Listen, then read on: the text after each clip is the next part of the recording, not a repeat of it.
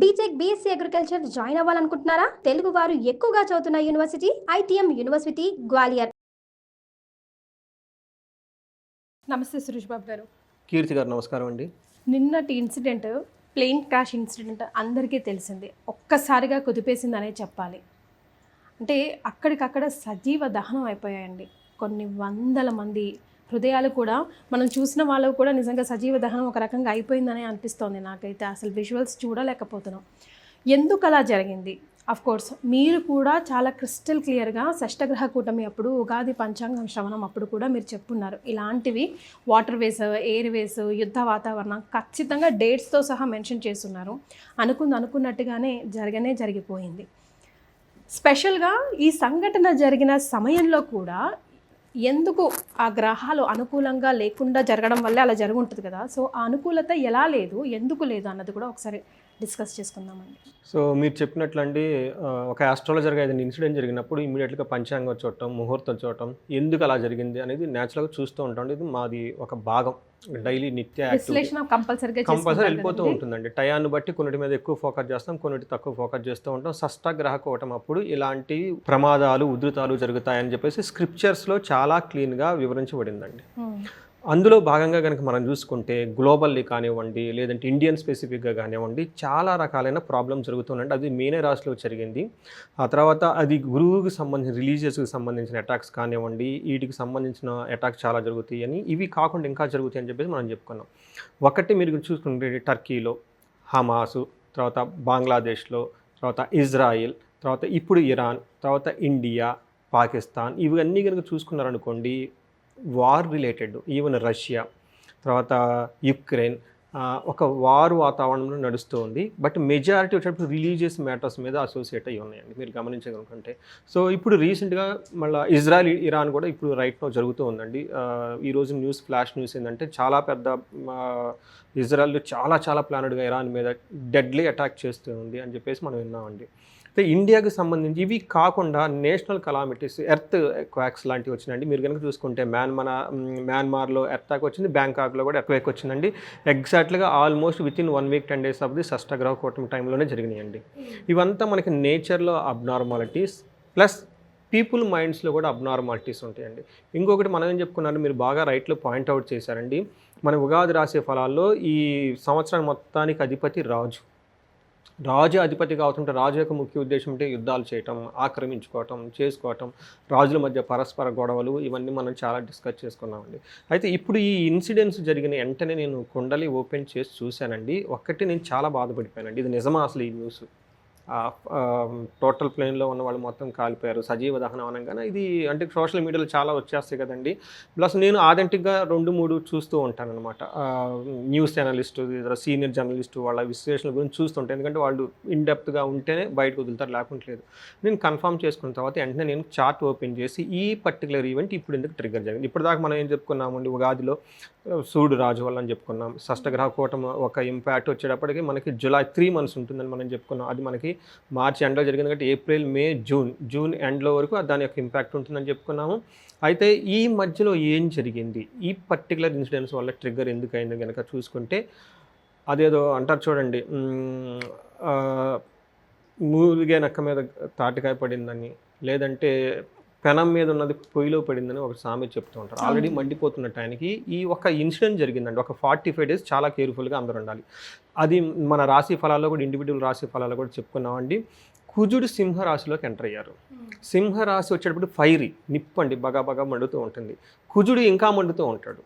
ఎప్పుడైతే ఈ కుజుడు ఈ ఫైర్ యాడ్ అయిపోయిందో డబల్ ఫైర్ అవుతుంది. అది ఒక రీజన్. రెండోది, అక్కడ ఆల్రెడీ కేతు ఉన్నారండి. కేతు వచ్చేటప్పటికి అగైన్ దుష్టగ్రహం. మీకు రాహుకేతువులు తెలుసుకంటే ప్రతిదాన్ని తీసేస్తూ ఉంటారు. అని ఈ 2 గ్రహాలు వచ్చేటప్పటికి ఎడిషన్గా ఉన్నాయండి. దీని యొక్క ఇంపాక్ట్ మీరు చూసుకుంటే జూలై 28 వరకు ఉంటుందండి. అంటే 45 days సుమారు ఉంటుంది. జూన్ 7th నుంచి స్టార్ట్ అయ్యి మనకి జూలై 28 వరకు వీళ్ళిద్దరు కలిసి సింహరాశిలో ఉంటారండి. 2 దుష్ట గ్రహాలు అంటారు, 2 క్రూర గ్రహాలు అంటారు, 2 ఫైరీ నేచర్. ఈ 2 ఫైరీ నేచర్ ఎక్కడున్నారండి? సూర్యుని యొక్క స్వస్థానమైన సింహరాశిలో ఉన్నారండి. ఇది అగైన్ మన స్క్రిప్చర్స్లో డెడ్లీ కాంబినేషన్ అని చెప్తూ ఉంటారండి. మీకు నారద సంహిత అనే పురాతన గ్రంథం ఉందండి. నేను 2-3 days బ్యాకే దీని గురించి చదువుతూ ఉన్నాను. క్రూర గ్రహాలు ఎప్పుడైతే మారినాయో రాహు కేతువు శని వాటి యొక్క ఇంపాక్ట్ చాలా హ్యూజ్గా ఉంటుందండి ఆస్ట్రాలజికల్గా. మనకి మనకి మండేన్ ఆస్ట్రాలజీ అంటారు అనమాట. నేషనల్ జియో పాలిటిక్స్ మీద చాలా ఇంపాక్ట్ ఉంటుంది. ఆ ప్రకారం కనుక చూసుకున్నాను అనుకోండి, ఆ ఇన్సిడెంట్ జరిగిన సంఘటన 1:38 minutes జరిగిందండి. ఎగ్జాక్ట్లీ ఆఫ్టర్నూన్ టైం జరిగింది. ఏమైందంటే ఆ టైంలో లగ్నం కనుక చూసుకుంటే ఇది మనకి కన్య లగ్నం జరిగిందండి. కన్య లగ్నం నుంచి 12వ స్థానంలో కనుక చూసుకుంటే మార్సు కేతు ఎదురున్నారండి. ఈ 12వ స్థానాన్ని మనకి ఏం రిప్రజెంటేషన్ చేస్తుంటే మోక్ష స్థానం అంటారు. అసలు ధర్మార్థ కామ మోక్షాలు అంటారు కదండి. ఈ మోక్ష స్థానాన్ని చూపిస్తుంది. అంటే ఇట్ ఇస్ రెస్టింగ్ పాయింట్ అని చెప్తారు. రెండోది ఈ 12వ స్థానాన్ని ఫారిన్ ల్యాండ్ రిలేటెడ్ కూడా చూపిస్తూ ఉంటారు. Foreign land, foreign settlement, foreign travel చూపిస్తూ ఉంటారు అనమాట. అయితే 9వ స్థానానికి కూడా ఈ ఇన్సిడెంట్కి లింక్ ఉందండి. ఎందుకంటే 9వ స్థానాన్ని మనకి తీర్థయాత్రలు లాంగ్ ప్రయాణాలు చేయాలనుకున్నప్పుడు ఈ 9వ స్థానాన్ని పరీక్షిస్తాం. ఇప్పటి వరకు మనకు 12వ స్థానం ఇంపార్టెంట్, ఇది ఫారిన్ రిలేటెడ్ కాబట్టి 9వ స్థానం చాలా ఇంపార్టెంట్. ఎందుకంటే ఇదంతా long travel, foreign land travel కాబట్టి ఈ రెండింటికి యాక్టివిటీకి చాలా సంబంధమైన ఇన్సిడెంట్స్ మనకు జరిగింది.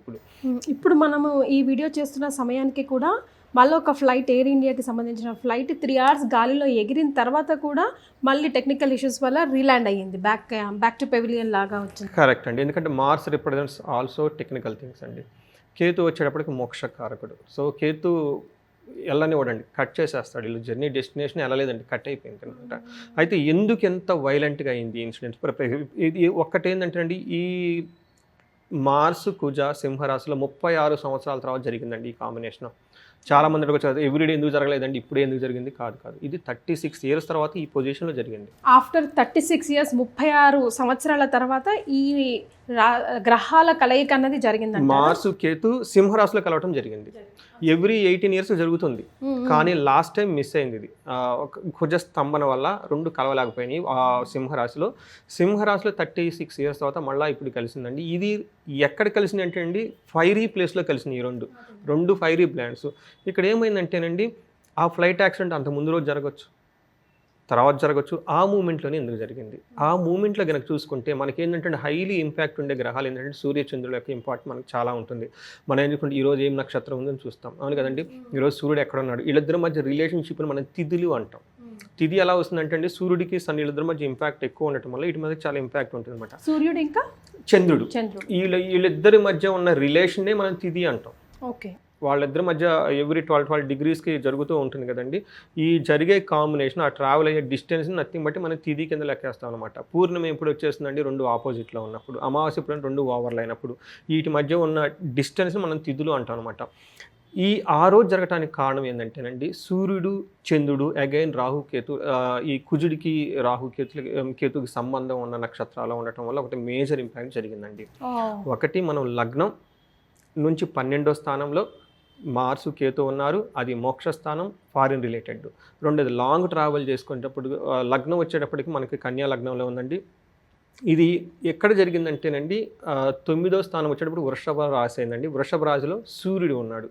సూర్యుడు 9వ ఇంట్లో ఉండటం వల్ల 9th హౌస్ని లాంగ్ ట్రావెల్ రిప్రజెంటేషన్ చేసుకోవాలి. అక్కడ సూర్యుడు ఉండటం వల్ల again Surya is a burning planet అండి, ఈజ్ అ క్రూర గ్రహం, స్పాయిల్ చేశాడు. రెండోది ఆ సూర్యుడు కూడా ఎక్కడ ఉన్నాడంటేనండి, మళ్ళీ కుజునికి సంబంధించిన నక్షత్రంలో ఉన్నారండి. కుజుడు ఆల్రెడీ మోక్ష స్థానంలో ఉన్నాడు, ఫైరీ ప్లేస్లో ఉన్నాడు. ఆ ప్లేస్లో పోయి సూర్యుడు కూర్చున్నాడు. సూర్యుడు అగైన్ బర్నింగ్ ప్లానెట్. వీళ్ళిద్దరూ ఈ కాంబినేషన్ వెళ్ళిపోయేసి లాంగ్ ట్రావెల్ చేసానికి రెస్పాన్సిబిలిటీ అయిన 9వ స్థానంలో ఉన్నారండి. సో లాంగ్ ట్రావెల్ వెళ్ళకుండా. ఇంకోటి ఏంటంటే సురేష్ గారు, ఆ ఎయిర్ క్రాఫ్ట్ కూడా మెడికల్ లైక్ హాస్టల్ మీద పడింది. అక్కడ భోజనం చేస్తున్న పిల్లలు అట్లా పడిపోయారు. కరెక్ట్ అండి. ఎందుకంటే 12th హౌస్ని మనము హాస్పిటల్స్ అంటారు. ఈ మనకి లగ్నం నుంచి చూడండి ఎలా కోఆర్డినేషన్ అయింది చూడండి. దిస్ ఆల్ ఇప్పుడు మనం ఇన్సిడెంట్ జరిగింది కాబట్టి చెప్పట్లేదు, it's all return in the scriptures already ఉన్నదే. మనకు 12th హౌస్ని హాస్పిటల్స్ కింద చూసిస్తామండి. చూడండి ఈ ఇన్సిడెంట్స్ ఎక్కడ జరిగిందండి, 12th లగ్నం నుంచి 12th హౌస్లో నేను 1:38 minutes నేను చార్ట్ తీసానండి. మీకు ఆ చార్ట్ ఇస్తాను, you can display in our ఎడిటింగ్లో కొండి. అది మనకు చాలా క్లీన్గా ఉంది. Again hospitalization, again Mars is again doctors and caesarean and blood related ప్లేస్లో పడిందండి. సో ఈ ప్రకారం కనుక చూసుకుంటే, ఇంకొక ఇన్డెప్త్ కనుక చూసుకుంటే, ఒకటి marks and Kuja conjunction 36 years తర్వాత డెడ్లీగా వచ్చింది. రెండోది ఇది 12వ స్థానం జరిగింది, ఇది మోక్ష స్థానం, హాస్పిటలైజేషన్స్.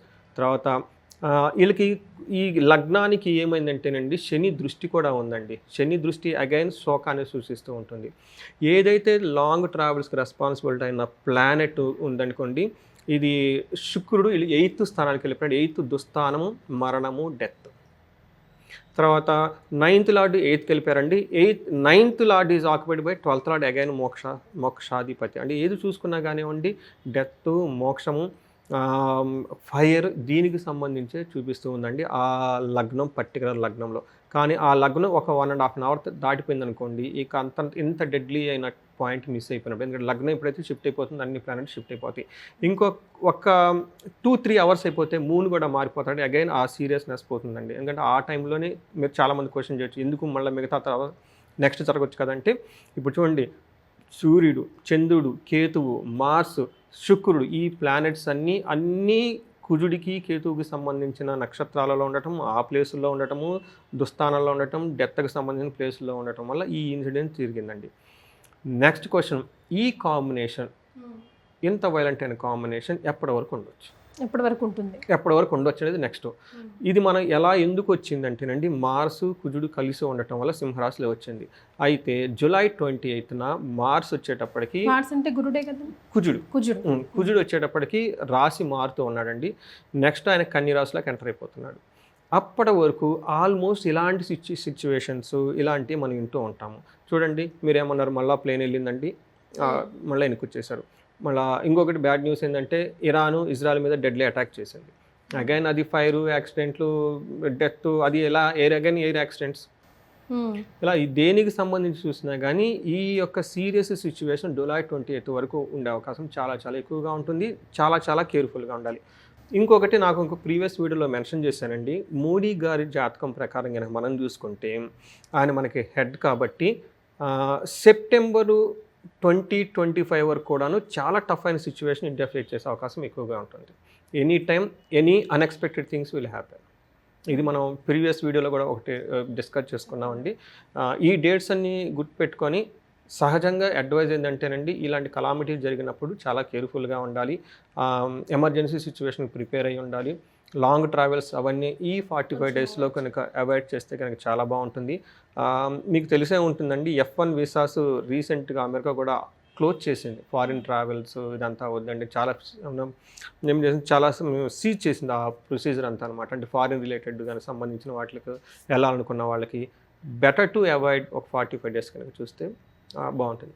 రైట్. సో అందరం కూడా కొంచెం టెన్షన్ భయం లాంటి వాతావరణంలో ఉన్నాం కదా సురేష్ గారు. కొంచెం మనసుకి ప్రశాంతత, శాంతత రావాలి. ముఖ్యంగా పర్సన్స్ని కోల్పోయిన కుటుంబాలు ఉన్నాయి, వాళ్ళ కోసం మనం ఏదైనా మంత్రం కానీ, లేకపోతే వాళ్ళ ఆత్మలు, పోయిన వాళ్ళ ఆత్మలు శాంతిపరచాలని మనం ఏదైనా చేయగలమా, చెప్పగలమా రెమెడీ రూపంలో? వాళ్ళకే కాదు, తద్వారా ఇప్పుడు ప్రపంచానంతా కూడా ఎఫెక్ట్ అవుతుంది. కాబట్టి మన హిందూ వాళ్ళు ప్రపంచంలో ఎక్కడున్నా, ఎవరు ఈ వీడియో చూస్తున్నా కొంచెం కౌంట్ డౌన్. ఎవరైనా వీడియో చూసిన వెంటనే టెన్షన్ పడుతూ ఉంటారు కదండి, ఆ ప్రశాంతత కోసం ఏమైనా చెప్పగలమా? సో ఒకటి, ఇలాంటి కలామిటీస్ నుంచి మనల్ని కాపాడటానికండి ఆయుష సూక్తం అని ఉంటుందండి.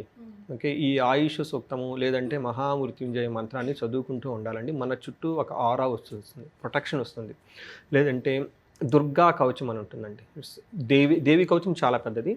చదవగలిగిన వాళ్ళు దేవి కవచం కనుక చదివితే చాలా చాలా బాగుంటుంది.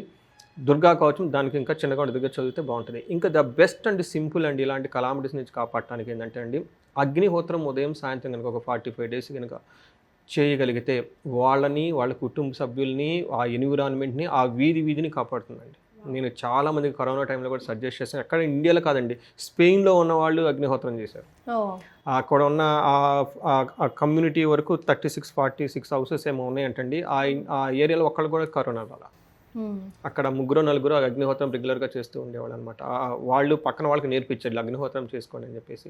సో అగ్నిహోత్రం కనుక చేస్తే ఇలాంటి కలామిటీస్ రారండి. మేము ఇందాక చెప్పినట్టు ఆయుష సూక్తం, మహామృత్యుంజయ జపం, దేవీ కవచం లేదంటే దుర్గా కవచం రెగ్యులర్గా చదువుకుంటూ ఉంటే చాలా చాలా బాగుంటుంది. హనుమాన్ ద్వాదశ నామ స్తోత్రం అని ఉంటుందండి. పిల్లలు కానీ ఎవరు కానీ బయటికి వెళ్ళేటప్పుడు ఒక్కసారి ఆ 12 నామాలు కనుక స్మరించుకొని చక్కగా చెప్పులు వేసుకొని వెళ్తే, దండం పెట్టుకొని వాళ్ళకి ఇలాంటి అన్యాచురల్ డెత్స్, కలామిటీస్ నుంచి ప్రొటెక్షన్ వస్తుందండి. చాలా సంతోషం సురేష్ బాబు గారు, ధన్యవాదాలు. ధన్యవాదాలండి.